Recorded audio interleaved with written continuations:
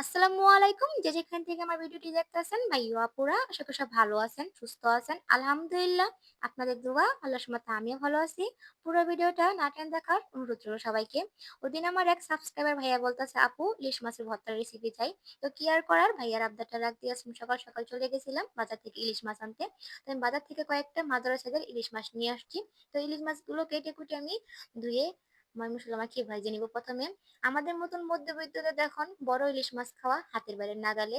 তো কি আর করা, ছোট ইলিশ মাছ দিয়ে আজকে ভর্তার রেসিপিটা দেখাবো। সাথে করব টমেটো দিয়ে ইলিশ মাছের ভুনা। তো সবাই দেখতে থাকেন আমার সাথেই থেকে। তো এই যে আমার ইলিশ মাছগুলো ভাজা হয়ে গেছে, এখন আমি উঠিয়ে নিব। তো ভর্তার জন্য মরিচগুলো ভাজতে মন নেই, প্রথমেই মাছ ভর্তার জন্য আমি পেঁয়াজটা দিয়ে দিছি। তো সমস্যা নাই, আমি সাইড দিয়ে দুইটা শুকনো মরিচ ভেজে নিতেছি ভর্তাটা করার জন্য। তোমার মরিচ দুটা ভাজা হয়ে গেছে, এখন আমি উঠে নিব। এখন পেঁয়াজগুলো হালকা ভেজে এক একে হলুদের গুঁড়া, মরিচের গুঁড়া, পরিমাণ জিরা ও লবণ পানি দিয়ে মশলাটা কষিয়ে নিছি। এখন টমেটো কুচিগুলো দিয়ে দিব।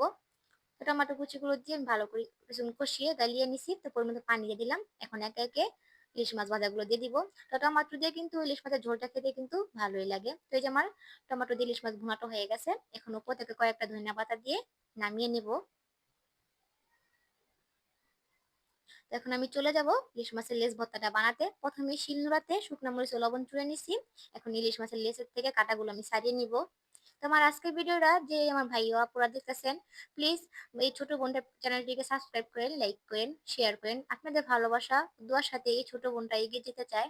তো এই যে আমি মাছগুলো ভালো করে শিলনোড়ার সাহায্যে মথে নিছি। এখন পেঁয়াজ ও ধনিয়া পাতা একসাথে দিয়ে ভালো করে আর কিছুক্ষণ মথে নিব। এখন দিয়ে দিব উপর থেকে কিছুটা সরিষার তেল। তো এই যে আমার ইলিশ মাছের ভর্তাটা হয়ে গেছে। তো আমার আজকে দুইটা রেসিপি, ইলিশ মাছের ভুনা ও ইলিশ মাছের লেজ ভর্তা কেমন হয়েছে সবাই কমেন্টে বলে যেন। সাথে ছিল পাতলা ডাউল।